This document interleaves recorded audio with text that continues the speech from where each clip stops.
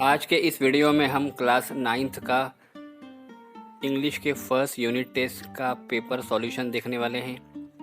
आपके पास इस तरह यूनिट टेस्ट का पेपर है और उसके साथ साथ में उसके आंसर्स भी दिए गए हैं। ये ओनली सैम्पल पेपर है। यूनिट टेस्ट सब स्कूलों का अलग अलग होता है। लगभग हर स्कूलों के परिचय अलग होते हैं। आप एज अ प्रैक्टिस इसको कर सकते हैं। आपके सामने क्वेश्चंस है और उसके साथ साथ में उसके आंसर्स भी दिए गए हैं। आप प्रैक्टिस के तौर पर इसको कर लीजिए।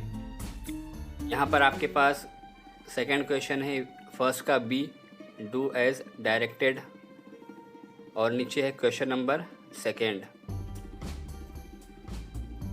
आप इसको देखकर आसानी से कर सकते हैं। पैसेज से देखकर लिखना है। पैसेज नेक्स्ट वाले पेज पर है। यहाँ पर क्वेश्चन है, आप इसका स्क्रीनशॉट लेकर देख सकते हैं।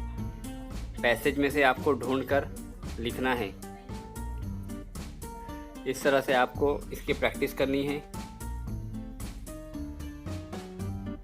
यहाँ पर पैसेज दिया हुआ है और नीचे A2 है मैच द कॉलम, और A3 है complete the sentence by using the correct word, और A4 और नीचे है A5 आपको खुद से लिखना है। Do you drink tea, which brand you prefer, आप चाय पीते हैं और कौन सी कंपनी की, कौन सी ब्रांड की पीते हैं, आपको अपने अल्फाजों में लिखना है। पर्सनल रिस्पॉन्स क्वेश्चन है, बहुत ही आसान है। आप इसको अपने अल्फाजों में लिख लीजिए। तो इस तरह से आपका ये पेज कंप्लीट होगा। आप फिर सुन लीजिए, ये प्रैक्टिस पेपर है।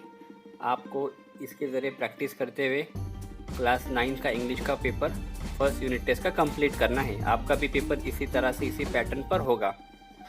उसके बाद में यहाँ पर आपके पास क्वेश्चन नंबर थर्ड है, read the stanza and do the activities.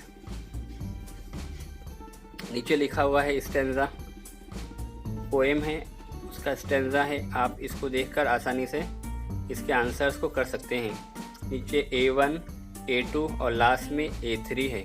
तो यहाँ पर जाकर आपका 9th क्लास का इंग्लिश का फर्स्ट यूनिट टेस्ट का पेपर कंप्लीट होता है।